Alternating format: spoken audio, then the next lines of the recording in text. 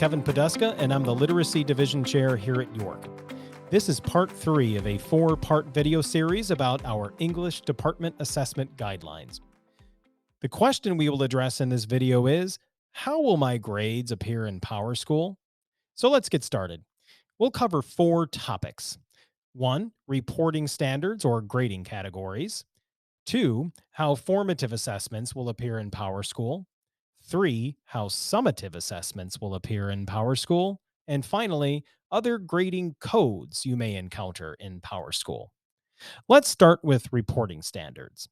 The reporting standards will appear in PowerSchool as equally weighted categories.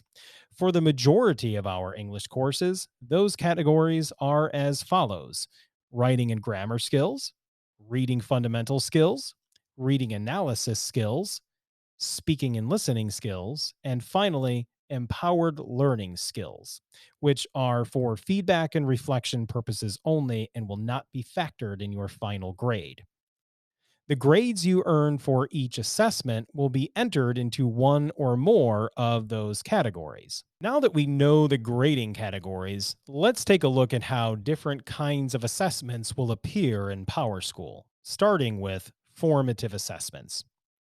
Formative assessment grades will be entered into one or more of the categories. However, because formative assessments are ungraded, they will not be counted in your final grade.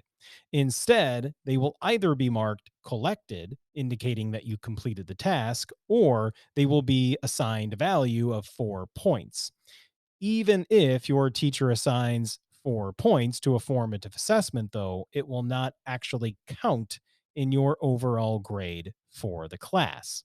There are 2 ways you will know that an assessment is formative. Your teacher will tell you, and in PowerSchool, formative assessments will always be named using this convention shown on the right side of the screen. If your teacher assigns a formative assessment a value of 4 points, then your teacher will enter a letter grade that PowerSchool will automatically translate into points. Here is a chart that illustrates the conversion of letter grades to points.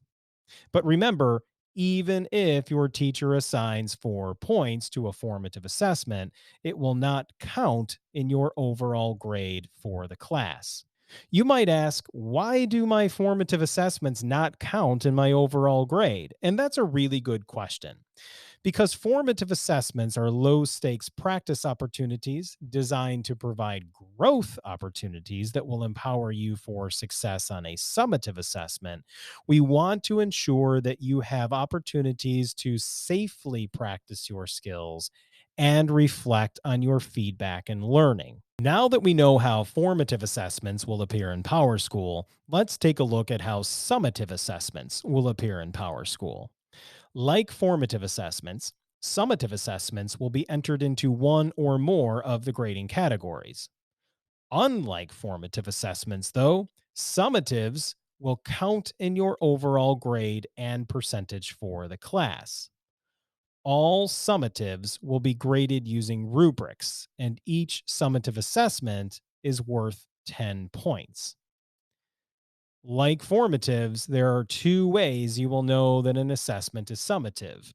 One, your teacher will tell you, and in PowerSchool, summative assessments will always be named using this convention shown on the right side of the screen. For each summative assessment, your teacher will enter a letter grade that PowerSchool will automatically translate into points. Here is a chart that illustrates the conversion of letter grades to points.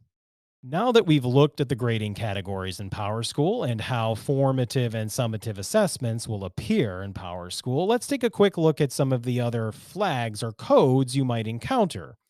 These flags or codes may appear in addition to a letter grade for any type of assessment. Also, more than one flag or code may appear for a single assessment.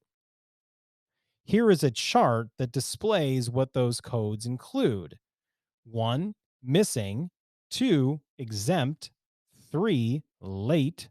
4. Incomplete. And 5. Absent. So let's review.